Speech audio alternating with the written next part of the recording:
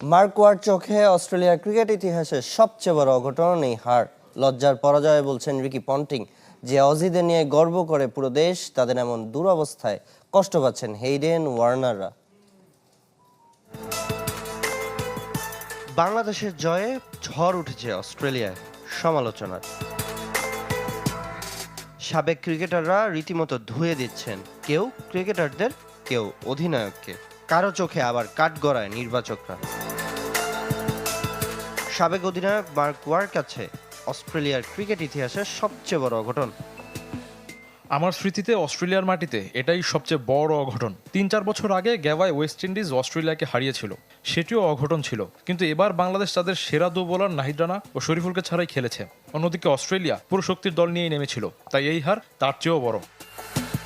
বাংলাদেশের টেস্ট স্ট্যাটাসের যৌক্তিকতা নিয়ে একটা সময় প্রশ্ন তুলেছেন অজি সাবেক অধিনায়ক রিকি পন্টিং। তিনি কিনা লজ্জিত অজিদের এমন পারফরমেন্সে, প্রশংসা করতেও ভোলেননি বাংলাদেশের। লজ্জার হার অস্ট্রেলিয়ার জন্য। আমি ধারণা করিনি যে বাংলাদেশ এত ভালো ক্রিকেট খেলবে। দলটা আমাকে অবাক করেছে। পেস, স্পিন বোলিং সাথে ব্যাটিং সব ছিল অসাধারণ। সব ক্ষেত্রে তারা অস্ট্রেলিয়ার চেয়ে এগিয়ে ছিল। বাংলাদেশ নিজেদের প্রমাণ করেই ঐতিহাসিক জয় পেয়েছে। যে পেশাদার আর বিশ্বমানের ক্রিকেটারদের নিয়ে গর্ব করে অস্ট্রেলিয়া, তাদের এমন হাল দেখে কষ্ট পাচ্ছেন আরেক সাবেক ওপেনার ম্যাথিউ হেইডেন। আমি কখনো ভাবিনি অস্ট্রেলিয়ার কাছ থেকে এমন ক্রিকেট দেখব।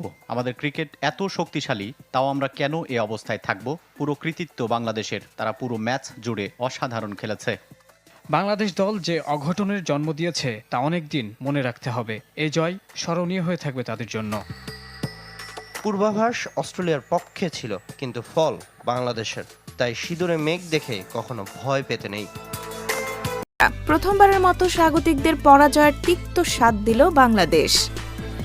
ঐতিহাসিক এই জয় নিজেদের পাশাপাশি এশিয়ার ক্রিকেট ইতিহাসেও অনন্য এক নজির গড়েছে লাল সবুজেরা। অস্ট্রেলিয়ার মাটিতে এখনো অধরা জয়ের অপেক্ষায় শ্রীলঙ্কা। 2008-এর আরেকটি জয় পেতে ভারতকে 13 বছর অপেক্ষার প্রহর গুনতে হয়েছে।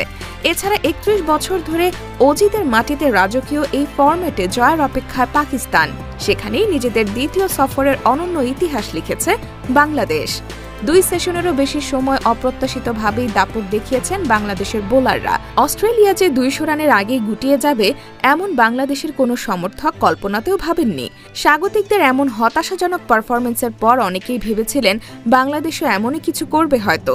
অনেকে উইকেটকে দোষারোপ করতেও কার্পণ্যবোধ করেননি। কিন্তু ব্যাটিংয়ে ভিন্ন গল্প লিখল লাল সবুজেরা। ঐতিহাসিক সেঞ্চুরির দেখা পেলেন তানজিদ হাসান তামিম। অধিনায়ক নাজমুল হোসেন শান্তর পাশাপাশি তার ডেপুটিও হাফ সেঞ্চুরির দেখা পেলেন। তবে এই গল্পের নেপথ্যের নায়ক হিসেবে এককভাবে ব্যাটারদের রাখা কঠিন। মূলত প্রথম দিনে পেসারদের আগুন ঝরা বোলিংয়ে জয়ের স্বপ্ন দেখতে শুরু করেছিল বাংলাদেশ। প্রথম দিনে হাসান মাহমুদ, দ্বিতীয় দিনে তানজিদ তামিম আর তৃতীয় দিনে মেহেদী মিরাজের পাশাপাশি অন্যরাও মন্ত্রমুগ্ধ এই জয়ের স্বপ্ন সাজিয়েছিলেন। প্রতিটি সেশনে আলাদা আলাদা নায়কে ভর করেই পূর্ণ দৈর্ঘ্য একটি সিনেম্যাটিক গল্প বুনেছে বাংলাদেশ। দল হিসেবে এমন পারফরমেন্সের ফলেই 9 উইকেটের জয় টাইগারদের।